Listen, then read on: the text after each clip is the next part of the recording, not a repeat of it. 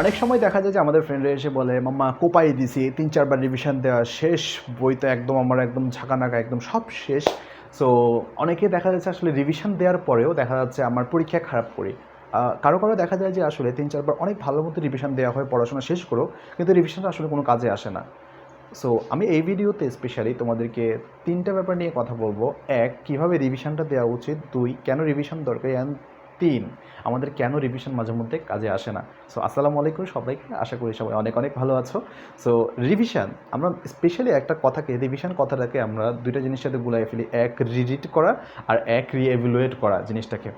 So revision দেওয়ার জন্য আমরা অনেকেরই এই রিভিশনটা আমাদের কাজে আসে না, কারণ আমরা এফেক্টিভলি রিভিশনটা দিই না। মোস্টলি আমরা কী করি যে একটা পড়া পড়েছি, এই পড়াটাকে আমরা আবার পড়ি আবার পড়ি আবার পড়ি। এটাকে আমাদের জাস্ট রিভিশন বলে না, টু বি এক্স্যাক্ট আমাদের এটাকে বলা হয় হচ্ছে যে এটা হচ্ছে রিড করা। সো রিড করলে জিনিসটা হয় কি, আমাদের ব্রেন কাজ করে না, কাজটা করো আসলে তুমি। আমাদের আসলে হিউম্যান সাইকোলজি সবচেয়ে ইম্পর্টেন্ট যে কাজটা সেটা হচ্ছে যে আমরা যখন পড়া মুখস্থ করি বা যে কোনো কিছু মুখস্থ করি বা আমরা যে কোনো কিছু যখন পড়ি, আমরা কিন্তু নিজেদের কাজ করি না, কাজটা কে করে, ব্রেন করে। So this is more effective when তুমি কাজ না করে তোমার ব্রেনকে তুমি কাজ করাচ্ছ। সো রিভিশনের কাজটা জিনিসটা হচ্ছে যে তুমি যদি এই রিভিশনটা তোমার ব্রেনকে দিয়ে কাজ করাতে পারো বেশি পরিমাণে, যে বেশি করাতে পারে তার রিভিশনটা বেশি এফেক্টিভ ওয়েতে হয়। সো আমি তোমাদেরকে কথা বলবো, এক যে জিনিসটা সেটা হচ্ছে যে কখন রিভিশন করা উচিত, এটা একটু তোমাদেরকে বলা উচিত যে রিভিশনটা আসলে কখন করব। সো রিভিশন করার জন্য কিছু মানে টাইম বলতে কি এরকম টাইম না আসলে যে সকাল বিকাল, বাট রিভিশন করা তোমাদের কয়েকটা ফেজে হতে পারে।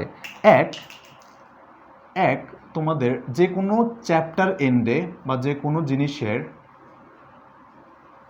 চ্যাপ্টার শেষে, ওকে, এক চ্যাপ্টার শেষে হতে পারে। 2, যেটা হতে পারে সেটা হতে পারে হচ্ছে যে ওই একটা পার্টের শেষে বা সাবজেক্ট শেষে।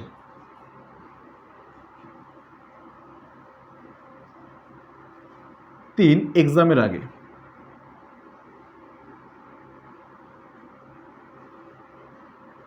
সো এই 3টের সময় আমরা স্পেশালি আসলে আমরা রিভিশনগুলো দিয়ে থাকি। সো আমি 3টা নিয়ে কথা বলবো, চ্যাপ্টার শেষে, সাবজেক্ট শেষে, এক্সাম শেষে। সো আমি কথা বলবো না আসলে তোমরা কীভাবে পড়বা বা রিডিং পড়া তোমাদের বা কীভাবে পড়লে মনে থাকবে, ওইটা আলাদা ভিডিওর আরেকটা ভিডিও আমার করা আছে। সো সেই ভিডিওতে আমি তোমাদেরকে বলবো। অ্যান্ড এই ভিডিওটাতে স্পেশাল আমি বলবো হচ্ছে এই রিভিশনটা তোমাদের কীভাবে করলে তোমাদের এফেক্টিভ ওয়েতে হবে। তোমরা একটা চ্যাপ্টার মোটামুটি পড়েছো, অনেকগুলো ম্যাথ কমপ্লিট করেছো, তোমাদের অনেক কিছু করা আছে।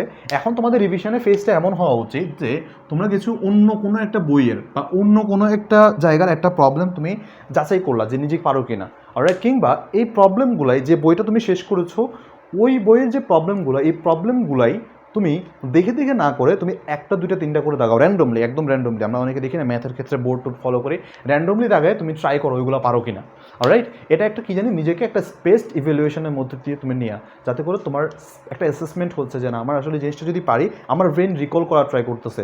তোমার এটা 3-4 দিন পর পর 3-4 দিন পর পর বা প্রথমে 3 দিন পর, 7 দিন পর, 10 দিন পর এরকম করে করে ট্রাই করবা মনে রাখার।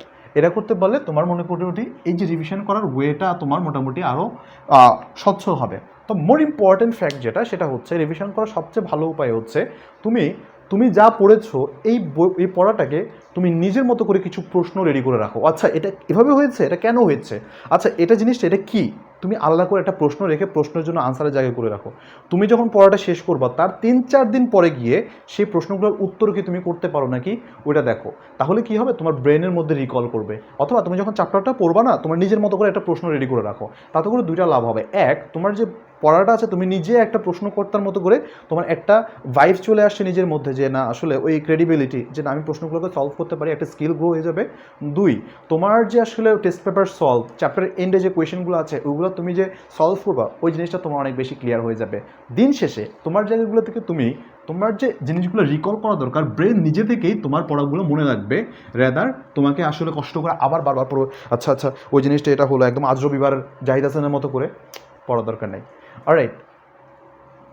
থার্ড যে ব্যাপারটা সেটা হচ্ছে কেন রিভিশন দরকারি। রিভিশন দরকারি এই কারণে, আচ্ছা রিভিশনের সাথে অনেকে আবার সামারাইজটাকে মিলিয়ে ফেলে, ভাইয়া রিভিশন মানে তো আমি যে পৃষ্ঠা উল্টে যাবো সামারাইজ করবো।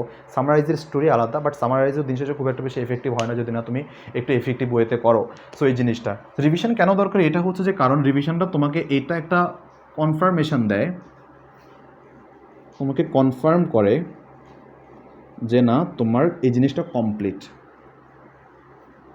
শুধু কমপ্লিট না, কমপ্লিট প্লাস তুমি এক্সামের জন্য রেডি। তোমাকে এখান থেকে যদি যেই কোনো প্রশ্ন করা হয় তুমি এটার জন্য প্রস্তুত, অর্থাৎ তোমার একটা ক্রেডিবিলিটিকে তোমার এটাকে জাজ করে যে না তুমি এখান থেকে এই চ্যাপ্টার থেকে বা এই টপিকটা থেকে you R Guru in it. Right? So এই ছিল মোটামুটি আমাদের এই যে ব্যাপারটা বা আমাদের এই রিভিশন কীভাবে করতে হয় এই টপিকটা নিয়ে আমাদের ভিডিওটা। সো তোমাদের যদি আর কোনো কিছু নিয়ে তোমার যদি জানার থাকে তোমরা প্লিজ আমাকে কমেন্ট বক্সে জানাবা। অ্যান্ড অফকোর্স ভিডিওটা যদি ভালো লাগে তোমাদের ফ্রেন্ডদের সাথে শেয়ার করতে পারো, পাশাপাশি একটা লাইক দিয়ে যেতে পারো যদি ভালো লাগে। অ্যান্ড খারাপ লাগলেও তোমরা জানাবা কোন জিনিসটা তোমাদের কাছে খারাপ লেগেছে, আমি নিজে চেষ্টা করবো ওই জিনিসগুলো ঠিক করার। অলরাইট? সো সবার জন্য অনেক অনেক শুভকামনা, তোমাদের শিক্ষা জীবন সুন্দর হোক, পড়াশোনার জীবনটা আরও বেশি সুন্দর হোক। আল্লাহ হাফেজ, সবাইকে ভালো থেকো, সুস্থ থেকো।